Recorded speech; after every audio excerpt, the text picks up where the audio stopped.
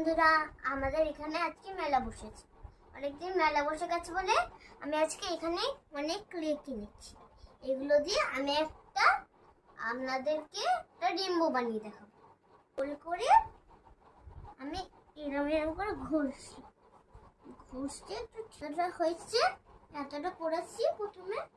এবার এখান থেকে একটু ছিঁড়ে নিলাম, এখানটা একটু বসিয়ে দিলাম, দিয়ে একটু এরম করে দিই, একটু করলাম, দিয়ে এরম করে দিয়ে আমি এটাকে এরম করে করে দিলাম, এখান করে সব চিপকে দিলাম এরম ধরে এই কালারটা।